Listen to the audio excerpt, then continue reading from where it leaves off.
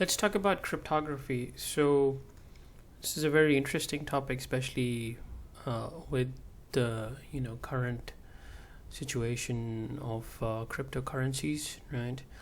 But obviously, we're not going to go into a lot of details. We're not going to go into Bitcoin and stuff. But it's just going to be a basic intro to how basic crypto systems work, just to give you a feeling of how cryptography works. So again, it's as you might know, it's a science of protecting data, right? So you want to basically transfer, let's say, your data from one point to another, and you want to make sure that no one else understands what your data is, right? So that's how that's why cryptography is popular these days, because people want to protect their data. And so let's look at some terminology. So this is simple, that the person who's the crypto system was the sender, the person who is sending, right, sends an encrypted message to a receiver, so the person who receives the message. Now some terminology related to the message. The unencrypted message is called plain text. Makes sense, right? It's just a plain text.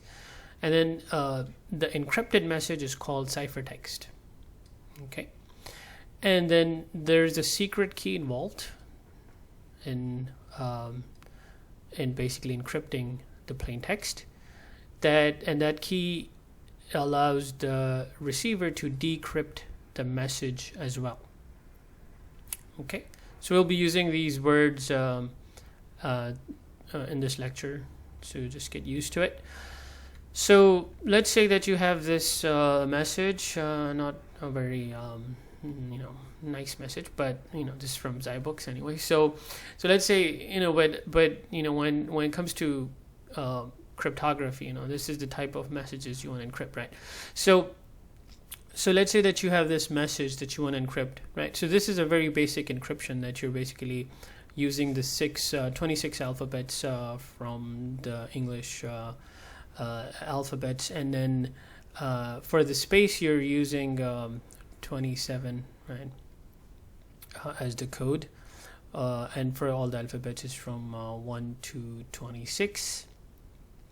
So now but for A we're going to use 0, 1 instead of 1, right? And then you convert that into a numeric message. You get rid of the leading 0. You don't write this one in the message, in the numeric message.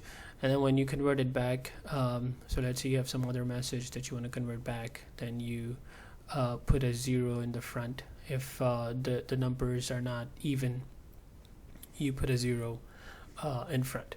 So this is a very simple encryption. This is the thing I'm talking about. So let's say you want to encrypt this message, meet at dawn. And then there's a secret key. Well, the secret key is just what I told you, just the sequence of alphabets, and then the space is 27.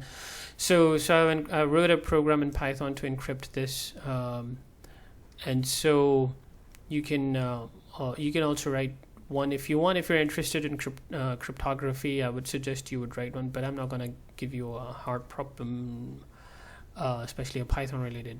Most of the programs that we have been doing in Python are straightforward. This is a bit tricky, so I'm not going to assign you this. So you can see the sequence, right? So this is meet, and then this is the space, at space, and then dawn, right? So the 27 is again for the space, right?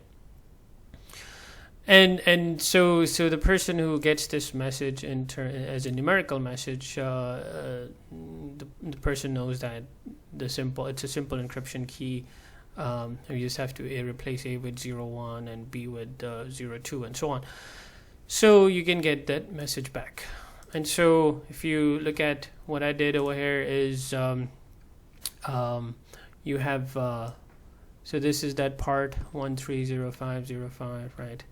And then we have that 2 7, right? So that's the space, add space, and then this is the last part 0 4 0 1 2 3 1 4, right? So that one. Okay. So now let's look at a very simple crypto system So in that system, we're basically gonna use simple, modulus. So we're not familiar with modulus or arithmetic, right? So what we're gonna do is we're gonna take a simple crypto system in which all the possible plain texts. Right? Plain text is again the one that you want to encrypt, the simple message you want to start with, right? So those messages come from the set Zn. So this is the integer, so the ring that we talked about in the modular arithmetic lecture. So these are integers modulo n set, right? So Zn is basically 0 to n minus 1. So it's a bounded set, right? And then there's a key. So it's convention to call that person who is sending the message Alice and the one receiving is Bob.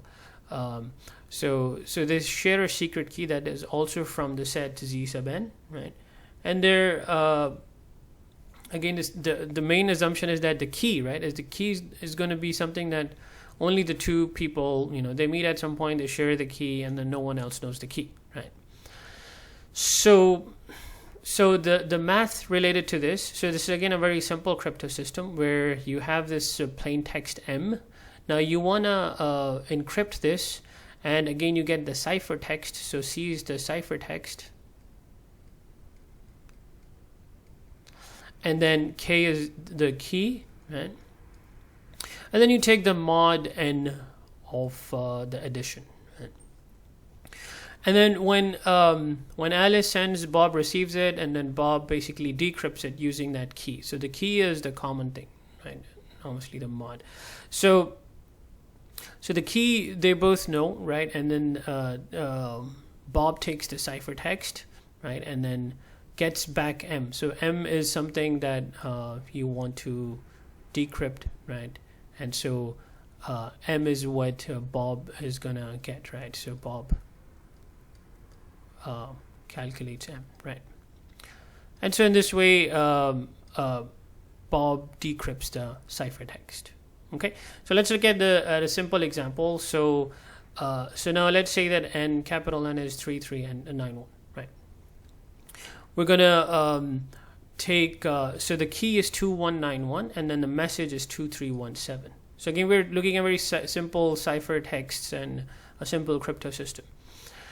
So then you can get so this is the message M, right? So this is that M that we're talking about, right? And this is the key K, and this is capital N. So Alice calculates the ciphertext, and the ciphertext is 1117. Okay, and then the transmitted. So the ciphertext is basically what goes to Bob, right? And then Bob uses that ciphertext C to basically calculate M, right? And again, K is the key that they both know, and this is capital N. And so you can so Bob then calculates 2317 and therefore gets the plain text and back, and then this is how Bob decrypts the message. Okay, so let's look at, so in order to calculate this, I just wanted to let you guys know there's a tricky thing involved over here. You can see that this is a negative number, right?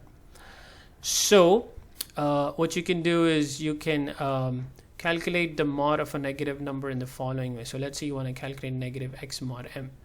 So the first thing you do is you do x mod m equals whatever the answer you get, right? And then m minus z, right? Look at these two numbers, m minus z. M minus z is going to be the result of minus x mod m. So here's the example. So 17 mod, let's say you want to calculate minus a negative 17 mod 79, right? And that gives you 62. So 17 mod 79 is going to be 17, and then 79 minus 17 is going to be 62. So let's do this in Python. So 17. So you want 17 mod. So 17 mod 79, right? Sorry, not mod. It's Python. So 79. That gives you 17. So we get 17, right? So this is what we get. Now 79 minus 17 is going to be the answer.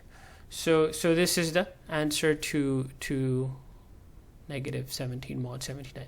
You can do this directly in Python also, but if you're not using Python, obviously you need to know this method. There you go. So that gives you 62. Okay, and similarly, 9 mod 5 is going to give you 4, right? And 5 minus 4 is 1, so 1 is the negative 9 mod 5 is equal to 1 is the answer. And so similarly for this guy, let's do this, right?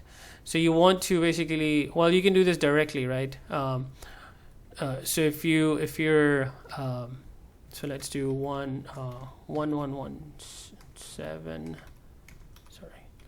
minus 2191 and then mod 3391. So percent 3391. So that gives you 2317. And the idea is the same as I explained. You can just do if you want to. So if you want to go step by step, so you can first calculate this, right? And then do the. So do 1074 percent 3391 3391. That gives you 1794, and 3391 minus 1074 is your answer, 2317. Okay, so that was it for an intro to cryptography. Let me know if you have any questions. I'm gonna post the worksheet, either a worksheet.